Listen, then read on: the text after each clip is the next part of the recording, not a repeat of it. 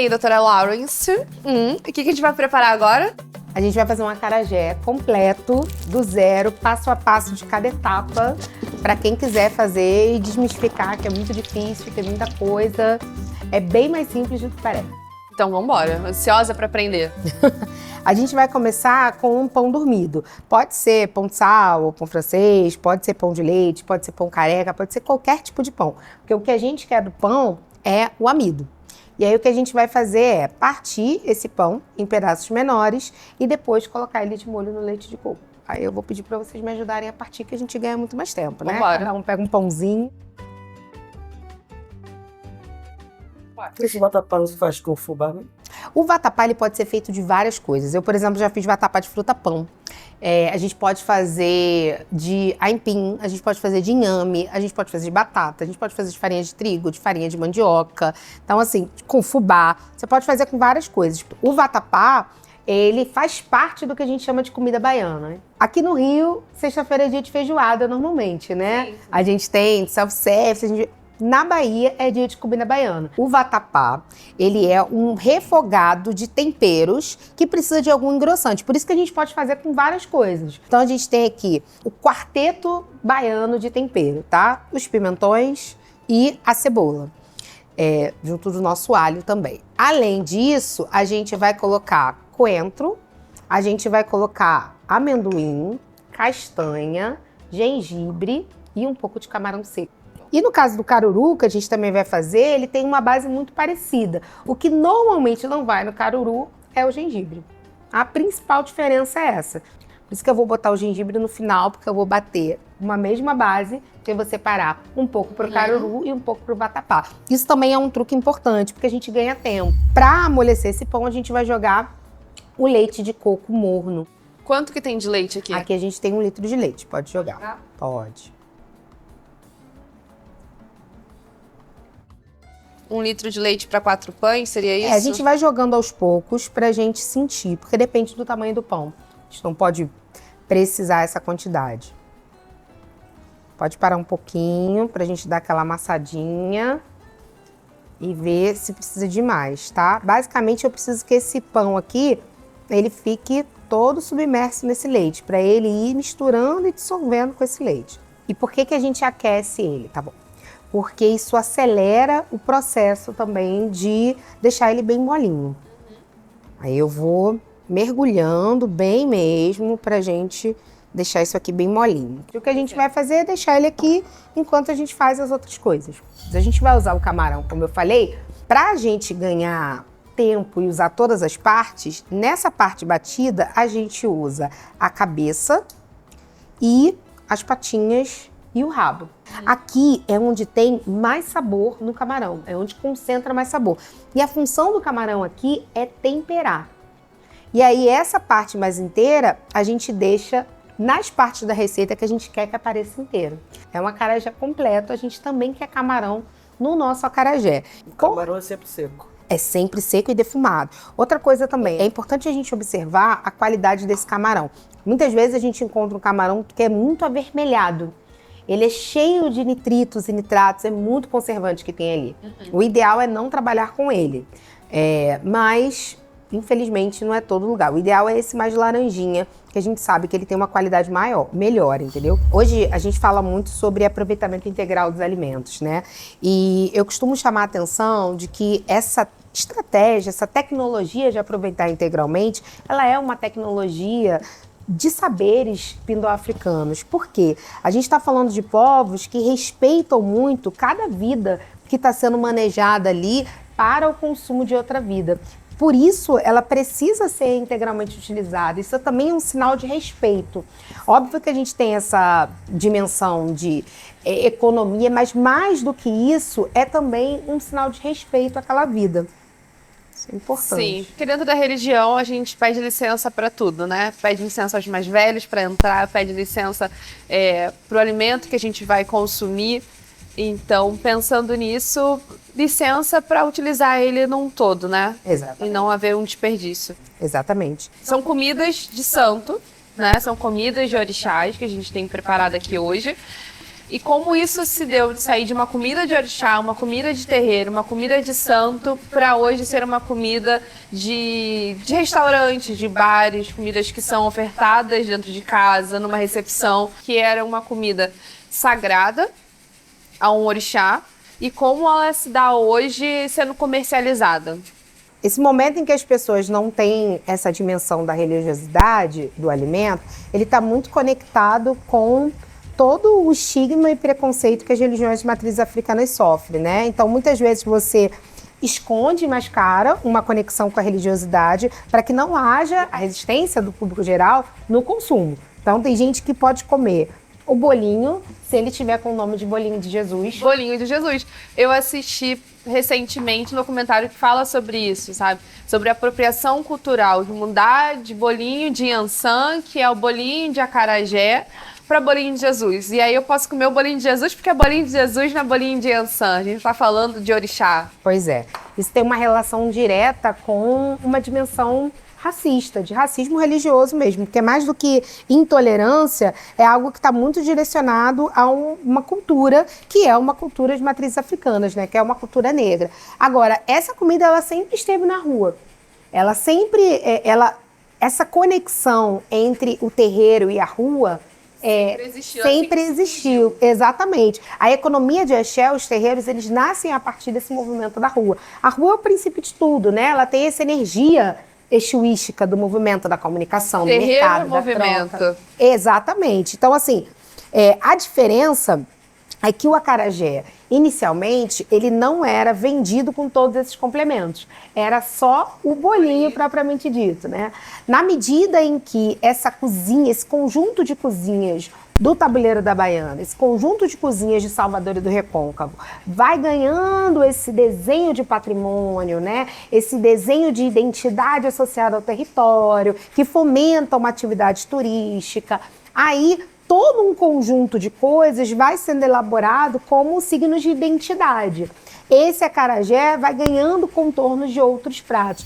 Então, como eu falei, o gengibre eu só vou acrescentar no final por um único motivo, que é a diferença entre a base do caruru clássica e a base do vatapá. E eu começo pela cebola. Por que eu vou botar a cebola primeiro? Porque a cebola é uma das coisas que mais solta água. E o ideal é a gente ir...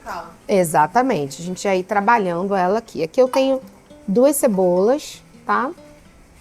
Vou botar meu camarão. O alho também, eu vou colocar inteiro ele aqui, tá?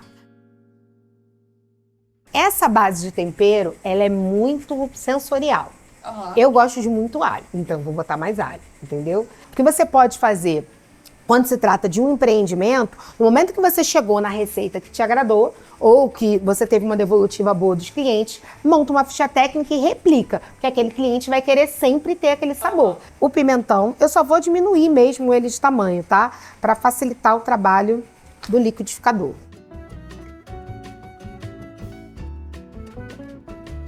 Então, sobrou do pão, que a gente não usou, dá para usar para bater e criar o molho. O leite de coco, ele vai ajudar aqui também a dar a liga, viu? Mas em algum momento você vai ver que vai facilitar, porque a água dos legumes, ela vai favorecer aqui nessa mistura.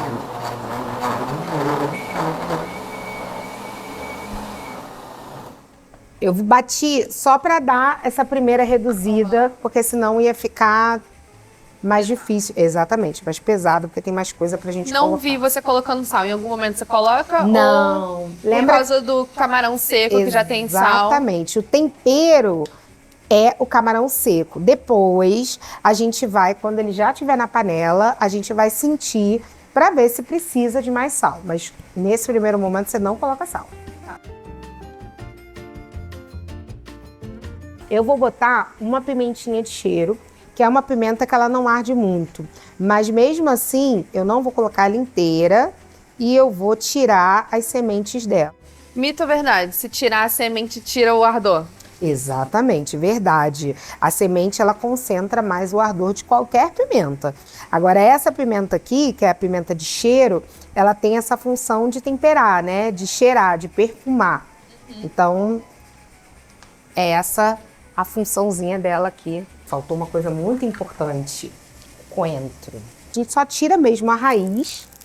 E aqui a gente vai com talo, com tudo, tá? Porque ele vai bater, então... Exatamente. Eu vou botar um assim, mais taludinho e vou aproveitar um coentro. O cheiro que eu dele já tá tinha... maravilhoso. Sim, perfuma demais. Vou aproveitar um coentro que eu já tinha picadinho também. Vou colocar aqui. Vamos bater novamente. O ideal é você ir batendo aos poucos, porque batendo aos poucos você tem um controle maior. Agora eu vou colocar o amendoim, 100 gramas de amendoim, e a castanha de caju, 100 graminhas de castanha de caju. Pronto, chegamos aqui num ponto que eu falei que eu vou dividir a receita, lembra? Uhum. Então eu vou tirar a base que eu vou usar pro meu caruru e vou bater o gengibre aqui pra base do vatapá. Vou colocar aqui. Essa quantidade aqui, ela já é suficiente para a quantidade de quiabo, mais ou menos, que eu vou fazer. Mais ou menos uma mesma proporção. O que eu posso fazer também, para facilitar o trabalho do liquidificador, é botar ele ralado, tá?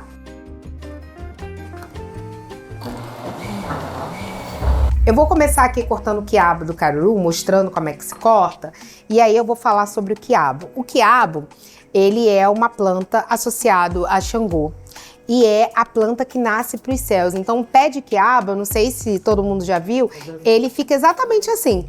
E é esse formato de coroa que se relaciona com os obás, que se relaciona com as grandes realezas iorubás. Por isso, o quiabo é um dos pratos votivos para Xangô. Um truque para escolher quiabo é quebrar a pontinha. Quando enverga, não tá tão bom, e se ela quebra assim, ela tá boa. É óbvio que para alguns preparos, mesmo quando ela enverga, a gente consegue usar. O significado disso é que a gente vai ter um quiabo um pouco menos fibroso e um quiabo um pouco mais fibroso. Um pouco mais seco, especialmente na pontinha, mas o restante dele a gente pode usar sem problemas, especialmente para essa receita aqui. E aí, a gente tem um jeito certo de cortar o quiabo pro caruru. O caruru, ele é basicamente um refogado de quiabo, e a gente tem outros refogados, e aí cada refogado tem um corte específico. E isso tem alguma ligação com a religiosidade? Conta pra gente então. Conto, sim, tem uma ligação direta, né? Então, por exemplo, eu comecei falando que o quiabo nasce pro alto, que é essa comida dedicada a Xangô. Um dos principais pratos para Xangô é o amalá, que é um refogado de quiabo, e que o corte do amalá, ele tem um jeito certo, né? É que eu sou péssima, mas você corta ele na mão, nesse formatinho aqui, ó. Você vai cortando ele dessa forma aqui. Então, quem já tem experiência, corta rapidinho. Pá, pá, pá, pá. Ele já corta longitudinal, tá? Ele tem esse corte. E aí, no caruru, a gente vai precisar desse quiabo cortado pequenininho. A gente corta ele num formato de cruz. E aí, depois a gente pica ele menorzinho que a gente conseguir. Uhum. O caruru, que é o que a gente vai fazer hoje, ele é um prato votivo tanto associado a Inhansã, algumas qualidades de Inhansã, quanto a Ibeji. Ibeji são divindades gêmeas, filhos de Xangô e Inhansã, em algumas histórias, né, em alguns itãs, que são as histórias que recontam essas passagens dos orixás.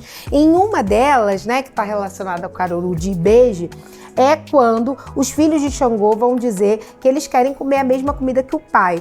Só que o que acontece? O amalá, uma das características do amalá é ser essa comida quente, né? Mais apimentada, servida quente, fumegante. Então, ele não é uma comida apropriada para criança.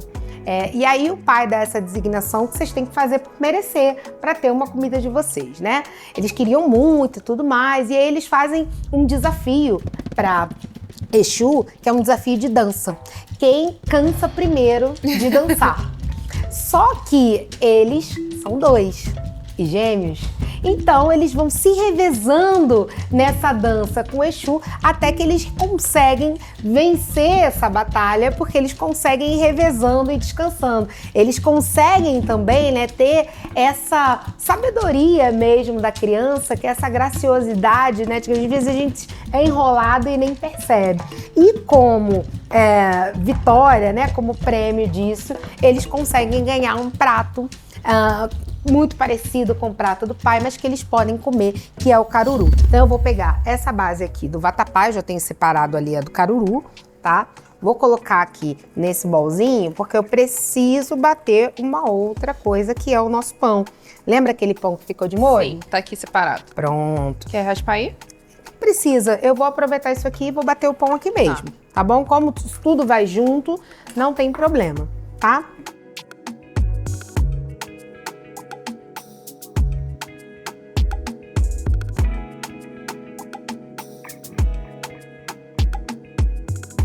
Essas são as duas bases do nosso vatapá. E essa aqui é a base que vai... Bem líquida de fato, né? Bem líquida de fato, que vai engrossar nosso vatapá. Então aqui a gente já tem os ingredientes básicos. O camarão, ele vai no nosso caruru um pouquinho também, o restante vai em cima do nosso acarajé. Essa base aqui é para fazer o vatapá, essa base aqui é para fazer o caruru. Certo. E a gente vai partir pro fogão. Agora a gente vai fazer a parte do fogo, tanto do caruru quanto do vatapá. Eu vou dividir o nosso vatapá em duas panelas e aqui eu vou fazer o caruru.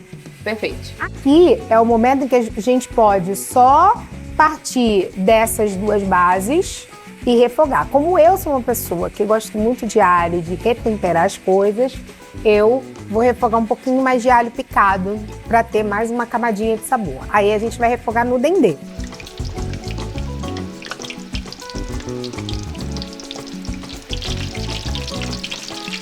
A gente tem óleo de palma em várias preparações. Não, eu quero esse aqui. Quem vem primeiro, quiabo ou camarão? Quiabo. Vou primeiro com quiabo. Em várias preparações, a indústria usa muito óleo de palma. E o azeite de dendê é muito usado na culinária baiana, tanto...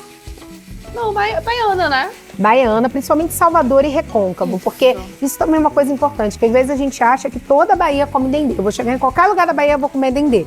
Não. Isso não é verdade. A Bahia é um estado gigantesco. Eu costumo dizer que a Bahia é um microcosmos do Brasil. O dendê, ele está muito centrado em Salvador e no Recôncavo, principalmente.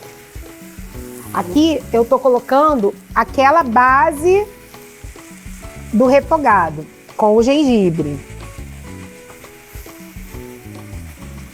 Aqui eu ainda não botei, que eu tô deixando dar uma douradinha. Fritada, né? Exatamente, uma fritadinha nesse alho, mas eu já vou vir com a minha base aqui. Mas o vatapá, ele é basicamente essa base do tempero acrescida do pão. Mas primeiro eu começo com a base do tempero, depois eu venho no pão. Quando ele estiver soltando, ele vai virar um cremezinho mais espesso. Quando estiver soltando da panela, a gente já sabe que tá bom. Pode botar lá na Vai pia. virar uma pastinha, né? Vai virar uma pastinha engrossada pelo pão. Tá, e aqui o quiabo? O quiabo eu vou deixar ele refogar um pouquinho, pode jogar o camarão.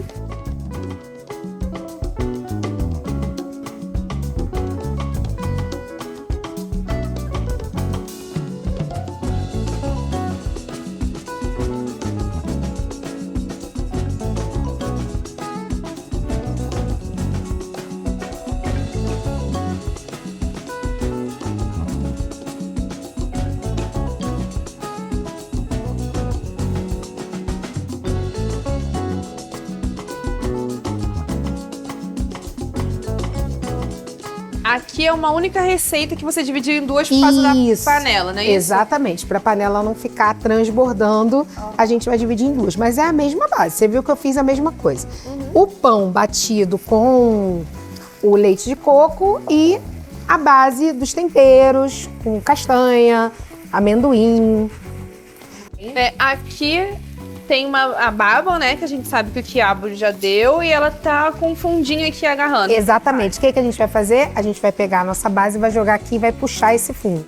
Tá, vamos lá. Vamos lá, Então, pode jogar misturar toda. aqui. Isso. Agora você vai mexendo, puxando esse fundo. Tá. Tenta ir arrastando bem para Arrastando, puxar limpando o esse fundo. fundinho. Exatamente, limpando o fundinho. Aqui a gente vai cozinhar esse preparo aqui. O que a gente pode fazer aqui é acrescentar um pouco mais de leite de coco, tá? Porque a gente vai precisar cozinhar. Abaixa o fogo. Aqui já saiu, ó. Tá desgrudando o fundinho. Sim, esse fundinho é um fundinho de sabor. É aquela base que eu falei que é muito brasileira, né? O fundo de panela. Agora aqui a gente vai basicamente cozinhar esse quiabo. Tem um truque que diz que a gente sabe quando o caruru tá pronto, quando a sementinha do quiabo, que ela é branca, ela começa a ficar rosada. Ela muda de cor, ela fica mais rosadinha. Os pontinhos brancos Esses são as pontinhos sementes. brancos são as sementes, tá vendo? Quando ficar rosado, eu vou mostrar. Exatamente, ele vai mudar de cor. Aqui a gente vai temperar com sal. Só sal, põe mais alguma coisa. A receita original seria só sal. Sal só. Aqui a gente pode botar pimenta do reino, eu vou botar pimenta do reino, sal, um pouquinho de cominho, um pouquinho de páprica. Mas o tempero é a gosto. Sim, o fundinho já foi incorporado no preparo, entendeu?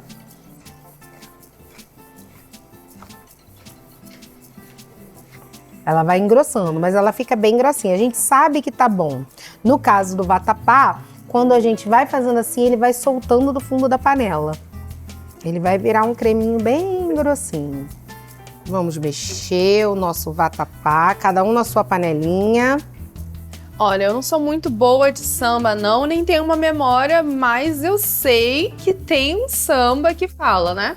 Querendo, eu vou cair. Quem quiser vatapá, que procure fazer. Primeiro o fubá, depois o dendê. Procure uma nega baiana, saiba mexer. Que saiba mexer, que saiba mexer. Bota castanha de caju, um bocadinho mais. Pimenta malagueta, um bocadinho mais. Arrasou! Aqui é saborizar, o canto de um samba, que tem de tudo, né, Brasil? De tudo. Pra gente saber o ponto do nosso vatapá, a gente tem que mexer, puxar o fundo da panela e ver que ele tá saindo do fundo da panela. Como essa panela aqui ela é bem quente, eu não vou mexer nela agora, a gente tem uma outra forma de saber também. Pela textura dele. Perceba que ele tá, ó, caindo já em placa. Esse fogo aqui é mais alto que esse. Olha a diferença da queda do da tia Eliane, que demora mais um pouquinho, para o meu, que já tá bem mais grosso. Quando a gente desliga, ele vai aí engrossar um pouquinho mais na medida que ele dá uma resfriada. Então esse aqui já tá pronto. O movimento é esse mesmo, forma um fundinho, você incorpora esse fundinho. Mas a gente precisa de mais um pouco de tempo de cocção aí. Já mexeu bem, pode parar um pouquinho de mexer, tapar. Chegamos no ponto. Lembra que as sementinhas estavam branquinhas, bem clarinhas? Agora, se a gente olhar, elas já estão rosadinhas, tá vendo? Essa aqui, ó, pequenininha. Ó, essa aqui tá bem rosadinha. A gente faz desse caruru um creminho. Tem alguma baba aqui, gente? Ah, mas o que eu como aqui não é assim, não. Agora o caruru Não da vamos mais família. chamar de baba, gente. Vamos dizer, o espessante está todo aqui. Para ele ficar nessa textura aqui, nessa textura cremosa, é por conta do E a poder palavra espessante certa do mesmo, que a gente quiabo. pensou. Exatamente. Porque aqui é o pão que está fazendo essa função. Aqui não foi pão. Quem faz a função de deixar ele espessozinho assim é justamente esse quiabo. Laura, aqui, quando a gente come aqui no Rio Acarajé, eu sei que tem características diferentes. A gente come com molhinho, é vinagrete. O nome é vinagrete mesmo ou tem outro nome? Não, tem outro nome. Na montagem do acarajé clássico da Bahia, a gente vai chamar de salada, que normalmente é feito com tomate verdinho, porque ele também vai trazer uma textura. Aqui a gente vai fazer com tomate mais maduro, né, já higienizado, porque é muito difícil a gente encontrar esse tomate verde, que nem a gente encontra bastante em Salvador, aqui no Rio de Janeiro. Mas a ideia é a gente fazer uma saladinha que traz um frescor. Além disso, a gente tem um molhinho que parece também um vinagrete, que é muito típico em Salvador, que é o molho lambão. Que ele é um molho que vai pimenta, ele é apimentado. Então a gente vai fazer uma base bem parecida, uma sem pimenta, com uma acidezinha, para trazer esse frescor da salada, e outra com pimenta, que vai ser o nosso lambão. E a gente escuta muito falar que lá na Bahia também tem uma pegadinha, que as baianas perguntam, quente ou frio? A diferença é essa, a pimenta... Com pimenta ou sem pimenta. Pois é, essa lenda do quente e frio, eu fui perguntar certa vez para algumas baianas, elas falam, isso é lenda que o pessoal do Sudeste que inventou, a gente não fala nada disso. E às vezes chegam umas pessoas do Sudeste lá e ficam frustradas, porque a baiana não pergunta se é quente ou frio. Na verdade, elas perguntam se é com pimenta ou sem pimenta. Alguma vez, alguma falou isso e isso virou uma lenda urbana, entendeu? Mas sim, essa basezinha de pimenta que eu vou fazer é uma base que funciona lá. A gente vai botar tomate, cebola, limão e coentro. Basicamente isso e um pouquinho de azeite, tá? A gente vai botar bastante limão, né? Bastante acidez, porque a gente está falando de um prato que é gorduroso. Então essa saladinha ela tem uma função, que é essa função de trazer um frescor para esse prato, né? Então é a nossa estratégia aí para trazer um frescorzinho para esse prato. E a pimenta já é para trazer o aquecimento do prato. No caso do molho lambão, né, que é o vinagrete, ele já é um molho que vai pimenta. Então a gente pode ter pimenta de dois tipos. Uma pimenta mais grossinha, mais trabalhada na gordura, no azeite, um molho de pimenta mesmo, ou a gente pode ter esse molho lambão. Ele vai ter a mistura de duas coisas, da salada, que é o frescor, com a pimenta, que é o aquecimento. Ele é quase um molho quente-frio. Aqui no Rio, o molho vinagrete também leva pimentão, esse aí não. Bem falado. Aqui o nosso molho vinagrete, ou molho à campanha, né, do nosso churrasco, ele leva pimentão. Esse aqui não. O verdinho do pimentão vai ser substituído pelo... Exatamente. Ó, eu vou usar a mesma base de tomate e vou fazer os dois molhos diferentes, tá? Aqui eu vou fazer a saladinha e um molho lambão. E vou fazer uma outra base de pimentinha também. Aqui a gente já tem uma cebolinha picada. Aí eu quero colocar um pouco de alho também. Só que como a gente vai estar trabalhando aqui numa coisa mais cruazinha, eu vou pilar o meu alho, tá? Para ele não ficar com um pedaço desagradável na experiência do consumo. Lembrando que toda vez que a gente for pilar o alho, a gente tem aquele truque para ganhar tempo, que é colocar um pouco de sal. Lá na Bahia, toda vez que alguém vai pilar algo, diz machucar. Inclusive chama isso aqui de machucador. Aí eu disse, cadê o machucador? Aí logo que eu cheguei, eu falei, meu Deus, vai machucar quem? Mas é justamente para fazer esse movimento aqui de amassar ou de pilar, tem um nome correto. Bom, aqui vou botar um pouco de alho em um pouco de alho no outro e vou deixar sobrar um pouquinho de alho ali, porque é naquele pilãozinho que eu vou pilar o molho quente da pimenta, tá? Então eu vou fazer um pouquinho um pouquinho no outro. O que vai diferenciar esses dois aqui, basicamente, vai ser a presença da pimenta, tá? Por fim, a base igual dos dois é o coentro. Aqui eu vou usar tanto o talo quanto as folhas e vou botar junto. Por quê? Você falou do pimentão no nosso, né? Aqui, esse talo do coentro, ele vai fazer às vezes da textura do...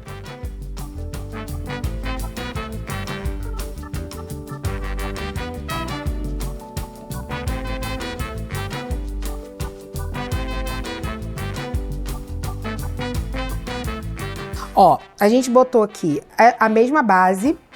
Eu vou começar a temperar com limão e azeite os dois, sal, pimenta do reino. Esse aqui eu vou parar, que é a nossa saladinha. Esse aqui eu vou pegar a pimenta que eu vou usar para base quente e para outra base. Vamos botar mais. Bom, a gente usou 2 limões aqui. Vamos usar... Vou avaliar aqui. E agora azeite. E aí, em relação à quantidade, gente, a gente tem que estar muito atenta porque depende do resultado final que a gente quer. Só que o que acontece? Aqui a gente está falando de um molho, a base é um molho que a gente vai chamar de vinagrete. Esse nome é um nome genérico para molhos que misturam uma porção de gordura para uma porção de acidez, que pode ser, normalmente o clássico é 2 de gordura para 1 de acidez, mas dependendo do resultado que você quer, aqui a gente quer molhos mais ácidos. Então a gente realmente vai fazer uma base que tem uma acidez maior do que a gordura. Por quê? Ele vai ser o acompanhamento de um prato que já é gorduroso. E gordura e acidez são 2 coisas que se equilibram. Então vamos aqui no sal. E na pimenta do reino. Olha como ele continua fumegando, né? Que ele continua cozinhando.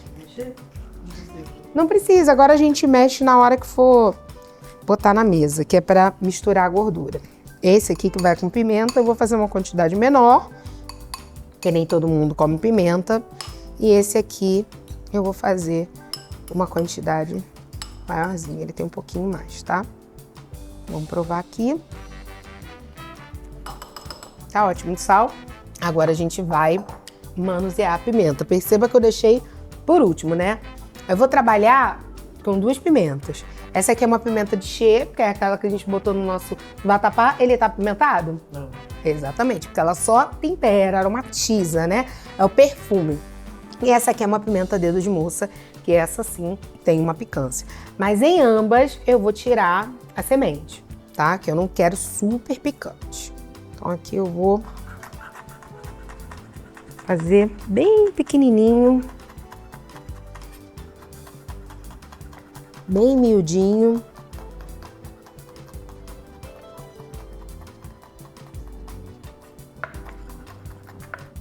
Ó, eu vou botar uma parte aqui para pilar, onde estava o alho, uma parte aqui na base que eu vou fazer uma pimenta quente mesmo e um pouquinho aqui no nosso molho lambão, tá? Vou distribuir dessa forma. Mais um pouquinho, mais um pouquinho.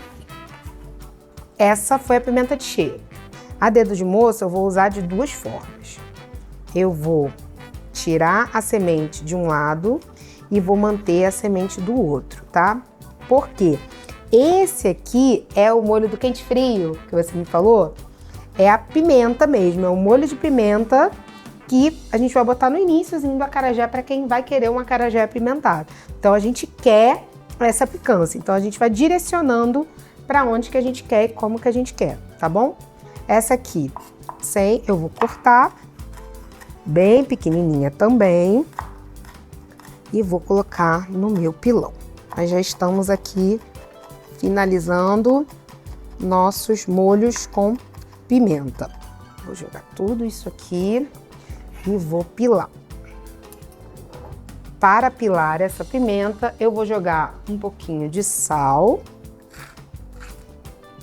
e um pouquinho de azeite doce, como a gente fala na Bahia, né?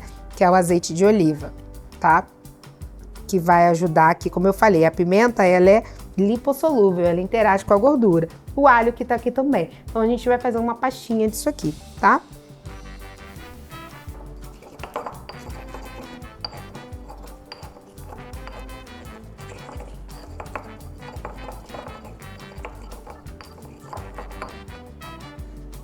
Vou botar só mais um pouquinho de azeite. E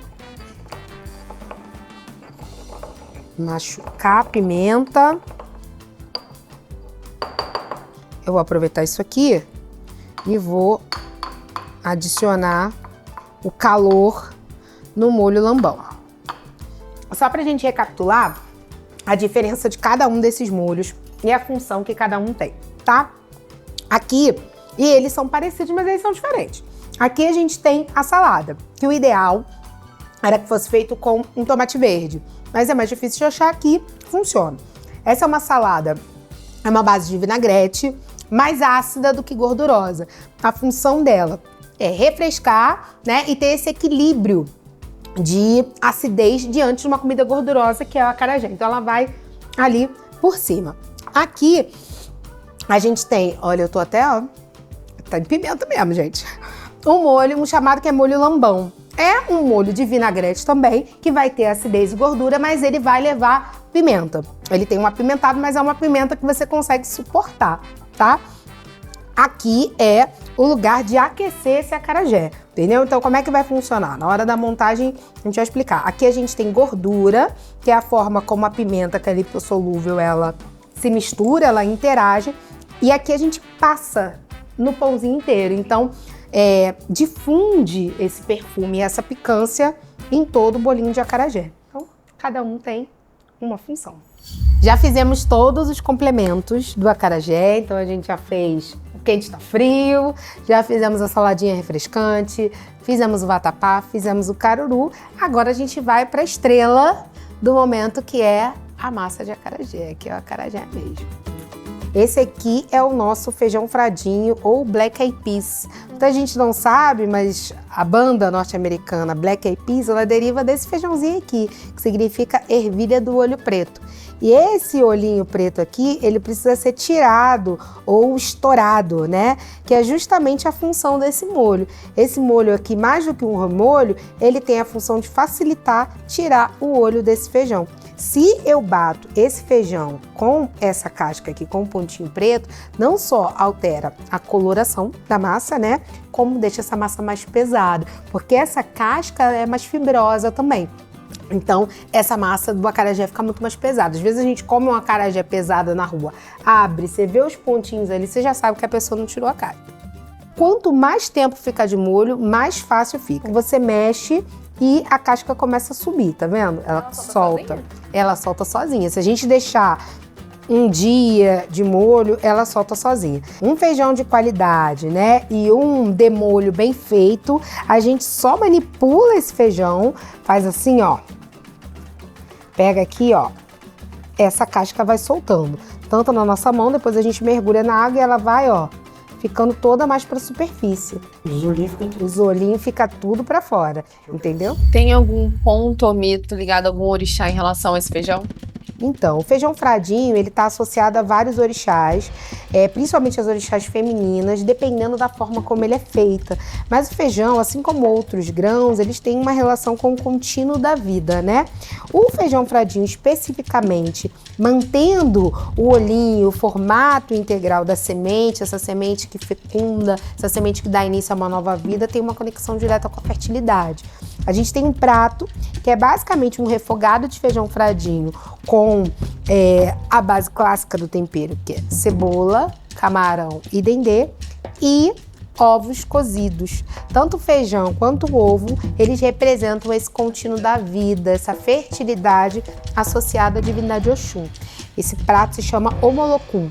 Bom, a gente vai trabalhar com essa base de massa aqui, mas eu vou mostrar como bater esse feijão no liquidificador, mas basicamente o bolinho de acarajé ele só leva 2 ingredientes. Essa massa aqui, que é só o feijão batido, demolhado, e cebola ralada ou batida. É só isso, tá? Pode temperar com sal, mas tempera só na hora, tá? Então eu vou escorrer,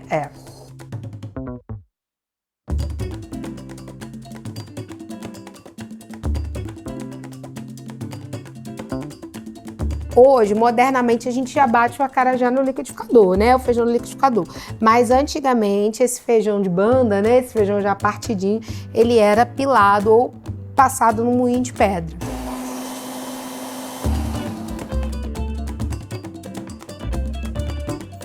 Agora a gente vai bater a cebola. Com o quê? Só ela.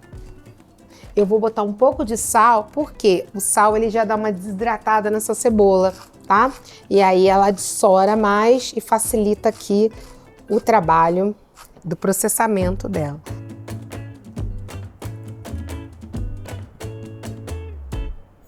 Aqui a gente tem tudo o que a gente precisa. Massa de feijão, cebola ralada, o camarão, que é para finalizar, eu vou passar ele no dendê na frigideira, e o azeite de dendê para a gente fritar. Antes da gente fritar o nosso bolinho, né? Eu vou fazer uma etapa de passar esse camarão aqui, que é o camarão da finalização, né? No azeite de dendê, para ele ganhar aquele brilho, aquele glow na hora do serviço. E também já vou colocar o nosso azeite para esquentar, que ele demora um pouquinho para esquentar. E aí, o azeite de dendê, gente, ele tem uma questão que ele sozinho, se ele ficar sozinho no fogo, ele queima.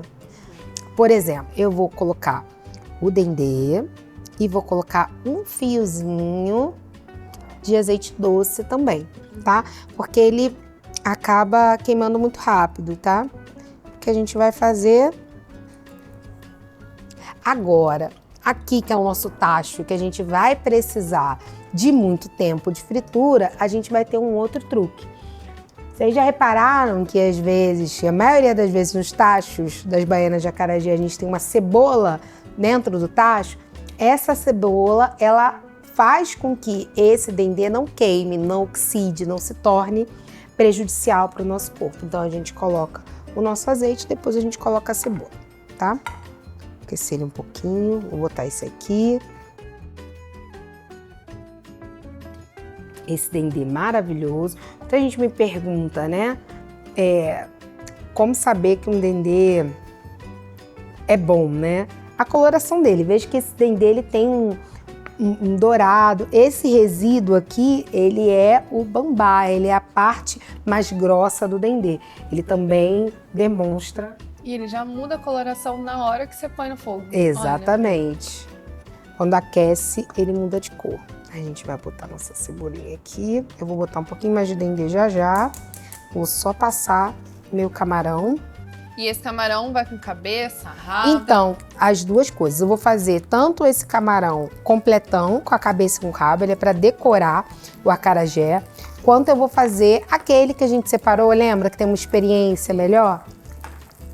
Que é para o serviço. Eu só vou passar mesmo ele no dendê para dar um brilho. Vou botar um pouco mais de azeite. E o bolinho, ele tem que ficar submerso totalmente. Então, não necessariamente, porque esse bolinho vira. Ele frita de um lado, quando ele já tá ficando pronto, às vezes ele vira automático. Você encosta ele, ele vai pro outro lado. Vamos passar esse camarão de um lado e do outro no dendê. Já tá pronto. Bem rapidinho. Só pra...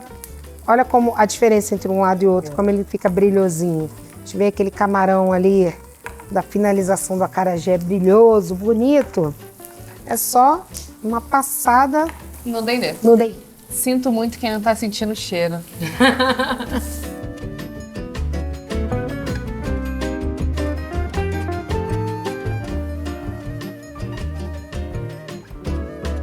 Enquanto a gente espera, eu acho que agora dá pra gente perguntar um pouco sobre a relação dos orixás, né? Quem são esses orixás e qual é a relação deles com o acarajé?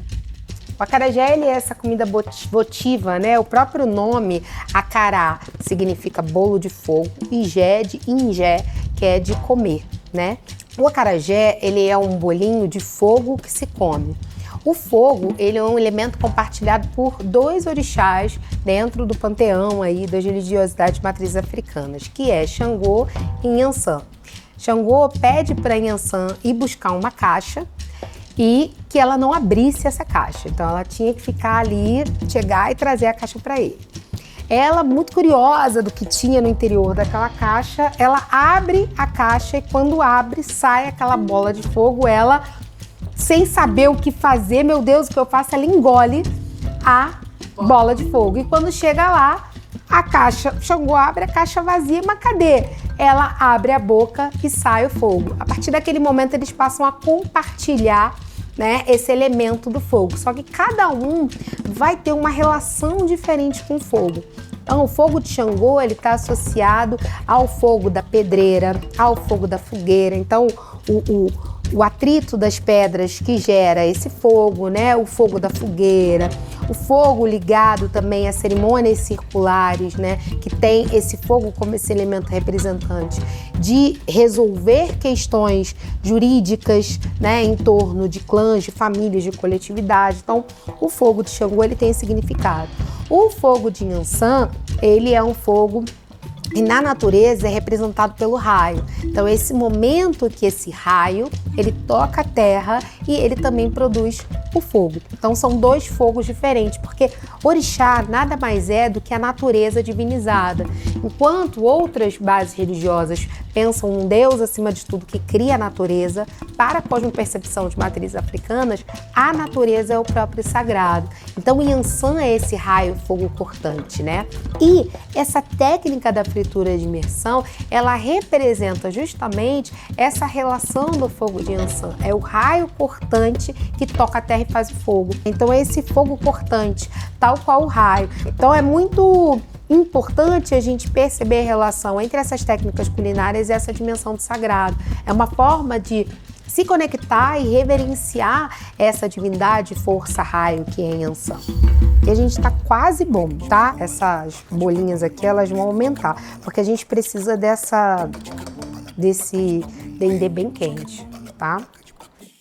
A gente chega na nossa massa, que ela também vai ter uma conexão com outro elemento de Yansan, que é o ar. Yansan, além de ser a divindade que representa o fogo, ela também representa os ventos, o ar.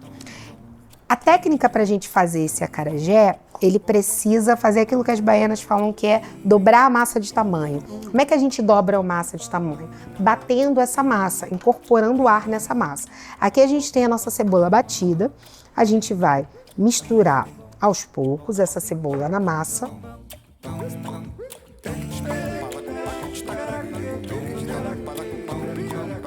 Bater a massa é você fazer esse movimento aqui de bater essa massa, esse verso dessa colher contra a parede. Agora é o momento de se sujar. Percebam como a massa vai ganhando um aspecto mais fofinho, né? É justamente por isso. Então a gente vai incorporando a cebola. Então é um pouco de olho, de energia, de força. Exatamente. Acarajé é uma comida votiva mística, dos seus segredos, dos seus mistérios.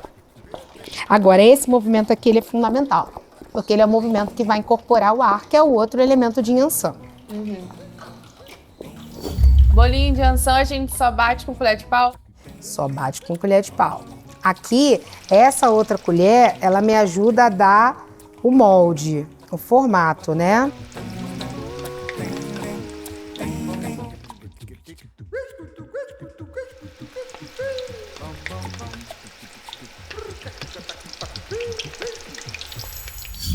Ele já tá bonito, bem douradinho. A gente escorre bem e coloca aqui no papelzinho para escorrer. Uma cor linda. Tá linda, cheiro, né? uma cor que não tem nem como descrever. A vez que a gente vai colocar lá, a gente bate de novo. Olha a diferença entre essa massa agora, aqui ó, e aquela massa que tinha só o feijão. Textura que ela ganha. A gente fala de dobrar de tamanho, né? Porque ela fica fofa, aerada. Para quem quer trabalhar com eventos e quer fazer o acarajé para vender, existe mini porções? Outras formas de apresentação também? Sim, existe uma porção mini. Inclusive, vou aproveitar essa pergunta. Vou fazer aqui o acarajé mini para a gente demonstrar também a técnica de fazer mini. Aí a gente vai usar o quê? Uma colher menor, né? Se a gente quer um tamanho menor, a gente usa uma colher menor. Originalmente, o acarajé mesmo é só o bolinho de fogo. É feijão, fradinho e cebola. É só isso frito no azeite de dendê. Isso é acarajé. O acarajé completo, né, como comida de rua, ele vai se construindo contemporaneamente. Mas quando ele começa, mesmo sendo vendido nas ruas, ainda no período das ganhadeiras, das vendedeiras, a gente tinha só o bolinho sendo vendido. Aqui a gente consegue ver bem que eu tô falando sobre aerar. Olha o floft dessa massa aqui, ó. É uma massa que ela é muito leve. Essa incorporação de ar, ela só fica assim porque a gente bate, que dobra de tamanho.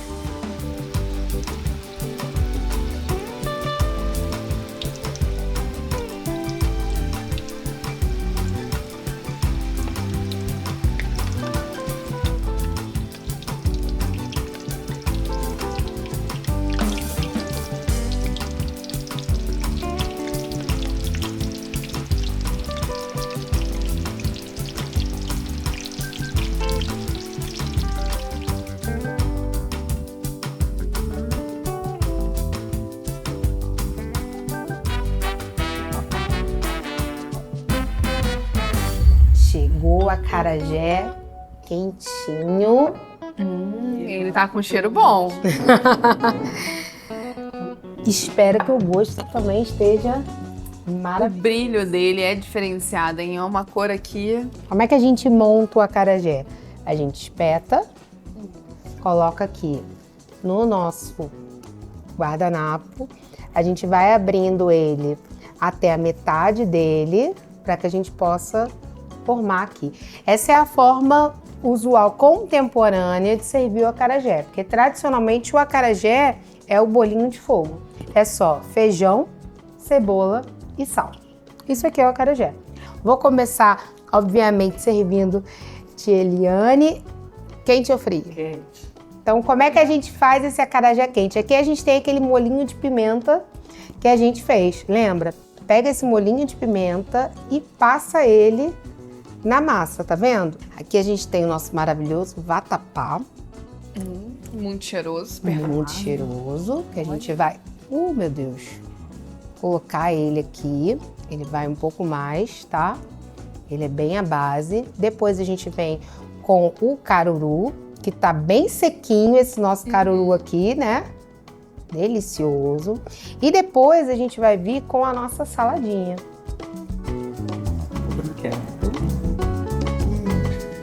Olha, Delicioso.